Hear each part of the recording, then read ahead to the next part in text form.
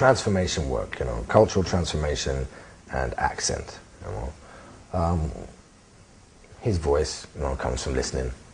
I got tapes of him, answer phone, talking to him. When I start to talk to somebody, if I'm going to play them, I tend to pick up their cadences and rhythms, and then eventually the voice mimics. You know, I just mimic and copy, and I find a lot of somebody's voice and the way that they talk is a center into a character. You know, and so the voice was essential. How he talks, his rhythms, and how he moves, you know, physically will come from the voice. You know. In this particular occasion it did anyway. There's different ways to get into all kinds of characters, you know. That's how I got to Charlie was initially because it was telephone contact through the voice and photos.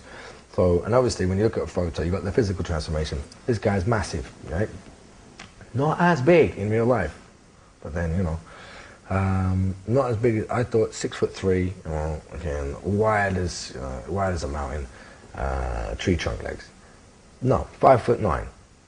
You know what I mean? My height. And he was 13 stone when he was 30, right? And he's 16 stone now. So, you know, this is doable. I was 10.5 stone prior to initially doing the film. I just ate a lot of steak, you know what I mean, and a lot of chicken. I've really fucked my body up, to be quite honest. It was stupid. I'm paying for that now. The problem with Charlie is I need to put on a lot of weight in 5 weeks, you know. Shaving head is, you know, shaved head, you know what I mean, grow a moustache, okay. They darkened the moustache, you know what I mean, so moustache is important not to have a fake one, you know.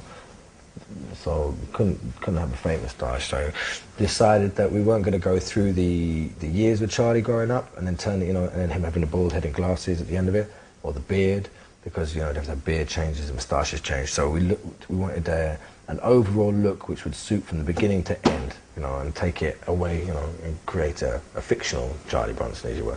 So the look was based on how he looks kind of now, you know, but took it right back, so he's always looked like that. He's never not looked like that, and apart from when he was a little boy and he had no moustache, you know, which you know, it looks weird at the beginning of the film not having a moustache, so it's good, you know. Even the baby should have a moustache, you know, it's so important. It's like Coca-Cola, the brand, Woolworths, you know.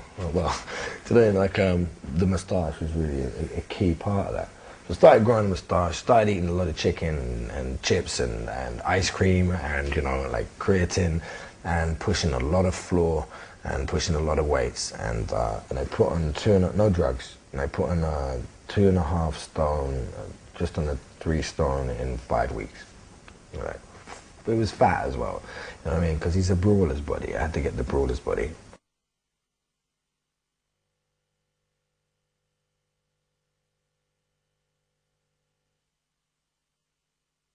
Working with Nick is awesome because he has very specific ways of dealing with things, which I like. I love a really strong personality, and, you know, I like a director not to know where they're going and what they want to do with something.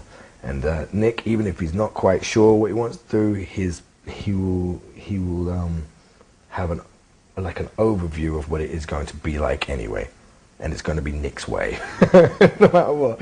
And that's really cool. That you know, like if you know that there's some direction, a direction that we're all headed in, you know. And Nick is he's a very insightful and sensitive, brilliant, sensual sort of artist, and he loves his work, and he's an absolute anorak.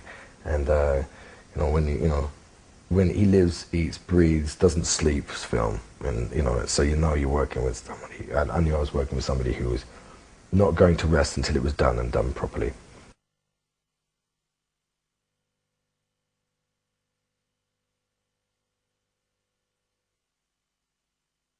Larry Smith is responsible entirely for the unique look of this film, I think. You know, his lighting is just incredible. And he's created so many different moods and atmospheres and ambience with the way he's lit this film. I'm just really grateful to be able to work with someone like him. He's brilliant.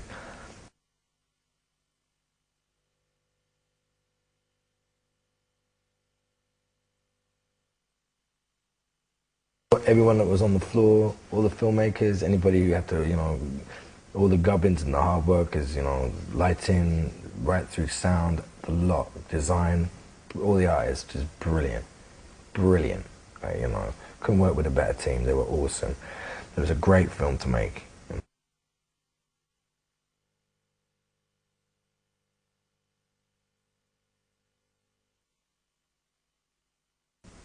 Mark Fish is the technical advisor on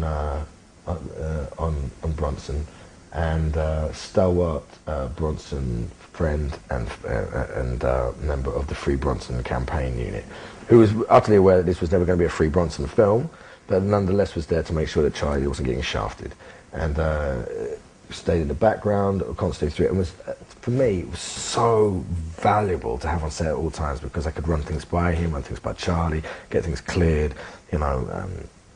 And you know, between him and Nick, these are the guys that I was working with all the time, and Kelly to get the rewrites, you know, Nick to direct me, and Mark Fish for authenticity. You know what I mean?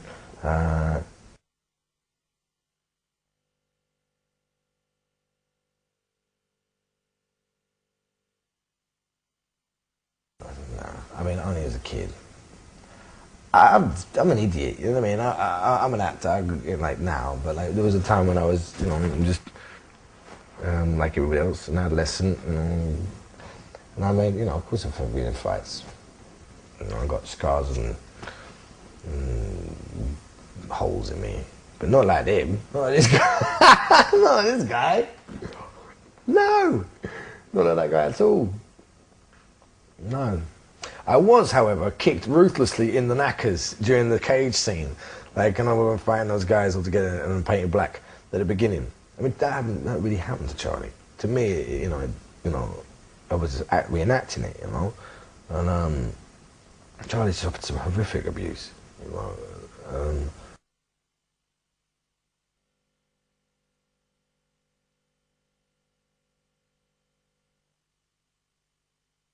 Because it wasn't just like I was playing him as a, you know, playing him and getting on set and being an actor. I was also, you know, heavily involved in, you know, the writing side of things. My writing partner, Kelly Marcel, came on board, you know, and her and Nick, you know, re-sculpted the entire film from the original draft. Out of necessity, it just didn't work, and some scenes were from the previous draft, you know. It didn't stand up. It wasn't very interesting. It was dull, and we'd shoot stuff on set in consecutive order. You know, like Nick works, and then we'd reach a problem and say, look, this doesn't work. We need a rewrite. So we'd have to go and redo the whole thing on set. So it became a really exciting collaborative process. You know, so the added, you know, if you like, an added pressure but I like to see problems as opportunities for solution, you know, like, so they make you stronger. They made me stronger anyway. But there were a lot of problems coming thick and fast. And it wasn't just like I could turn up and like put on 2.5 stone, 3 stone, grow a moustache, shave my head, change my accent, do you know what I mean? Go to work, learn the lines and just say the lines. I was also staying up at night. You know, Nick was rewriting the script with Kelly. You know, I mean, Kelly would call me, we'd go through them, do you know what I mean? Or I'd talk Kelly before she went in with Nick or whatever, do you know what I mean? And we're all in dialogue, even though I wasn't supposed to be talking to Kelly. You know, they brought her on so that, you know, and insisting that, you know, I stayed out of the room from that. I couldn't stay out of the room from that, you know what I mean, necessarily, because I knew too much about Charlie. And nobody else had a dialogue with Charlie. Danny Hansford, you know, Christ's sake, he's not on the floor. You know, he's not going to put it in the can. So it wasn't, you know, it was really a really exciting process because, you know, we had a character, we had a great director, you know, we don't have a great writer until Kelly came on board, do you know what I mean? And Nick had plans about how he wanted the film to be, so she and him had to work very tightly together. I had my own ideas because, you know, stuff just wouldn't ring true. And we had the problem of, like, how do you make this movie interesting? That it's just more than a biopic about another underworld figure, etc. Because that's not fair on Charlie, and it's not fair on the audience, and it's boring. No one wants to do that. No one wants to do another fucking, you know, whatever lads movie. You know what I mean? It's like, it's an interesting topic, and we have an opportunity here. You know, we have an opportunity here. We're all artists. We're all a bit mad, and we've got some money. So why not spend it doing what we love doing, as opposed to doing some cookie cutter rubbish that no one's going to be proud of? I mean, I'm really proud of this film. because it was a university in filmmaking for me, which stepped up from just being an actor. You know, I was, you know, heavily involved in it.